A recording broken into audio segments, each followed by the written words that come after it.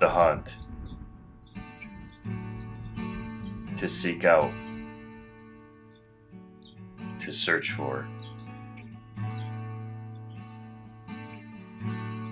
All the hours we spend preparing, practicing, seeking, searching. All for that moment of opportunity, that moment of reward, that moment of harvest. But what will happen when our season is over? When our tags are filled? When our wall is full?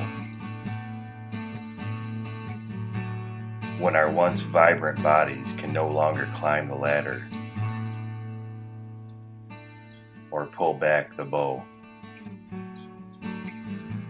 or sit for hours in the woods? What if this searching, this seeking, this hunt is just an illustration to prepare us for a greater hunt? What if we were meant to hunt more?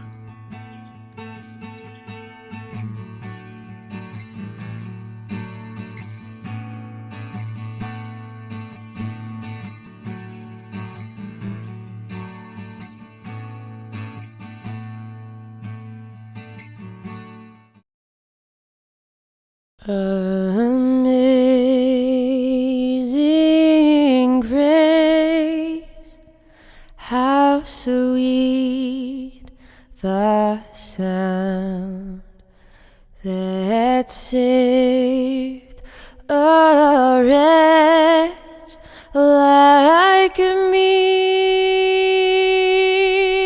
I once was lost, but now I'm found.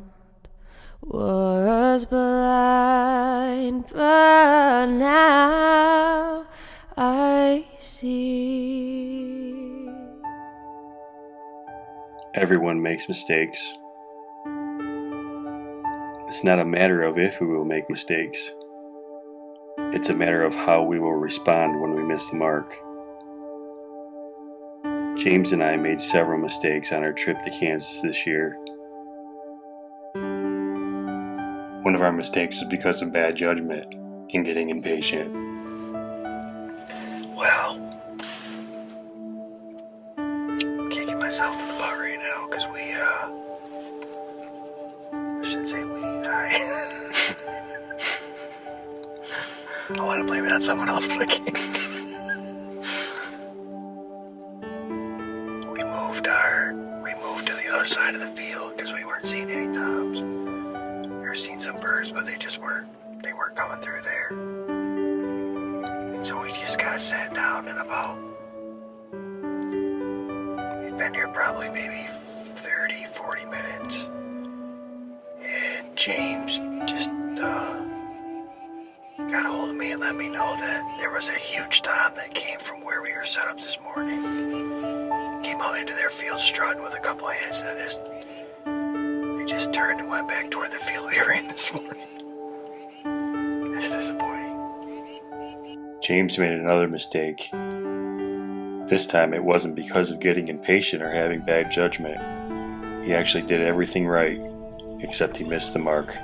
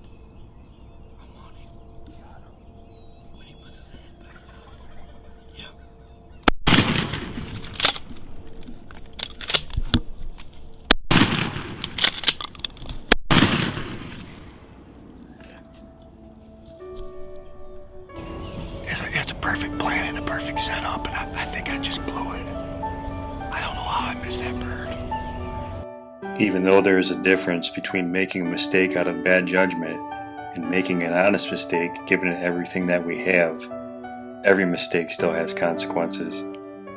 And it's hard not to get stuck in the guilt, regret, and disappointment of those mistakes. As soon as Zach got him in the camera, and he told me he got him in the camera, I pulled the trigger. As you can see, I don't know how I missed. I really don't.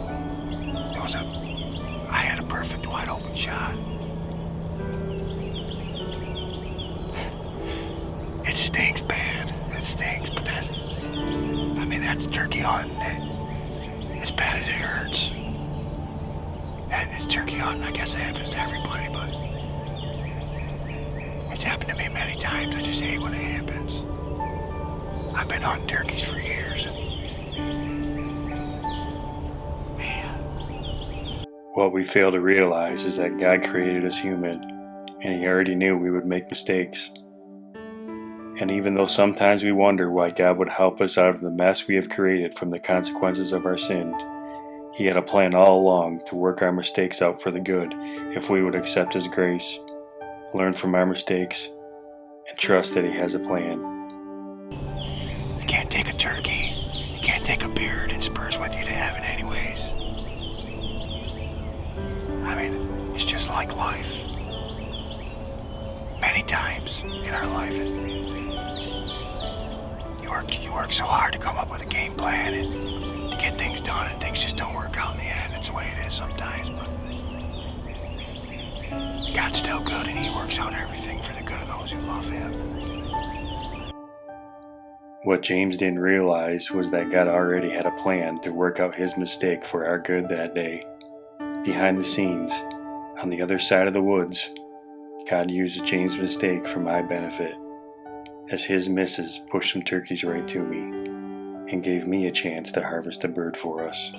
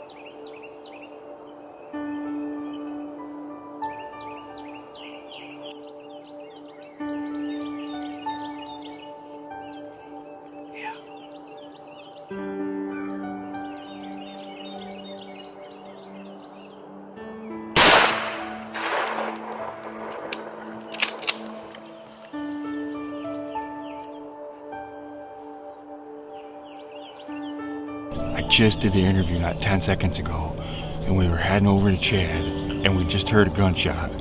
I think he got one. It's about 20 after 6 in the morning. Come with us, we're gonna go see what happens right here. In Luke chapter 22, verse 32, Jesus tells Peter that Satan has asked to sift him like wheat. He was warning Peter that Satan was about to try to cause him to give up. And in verse 34, he tells him why. Jesus tells Peter he is going to make a huge mistake and deny ever knowing him, and that Satan would use the guilt, regret, shame, and disappointment to try to destroy Peter and his faith.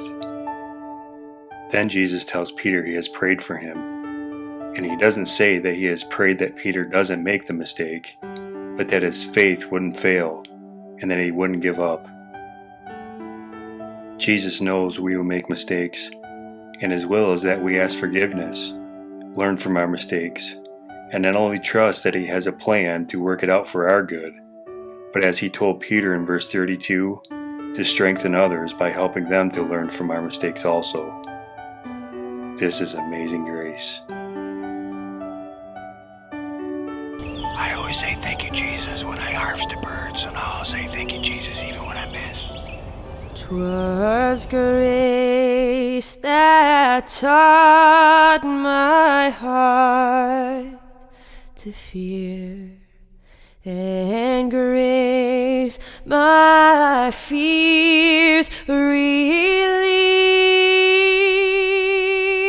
How precious did that grace appear the hour I first believed.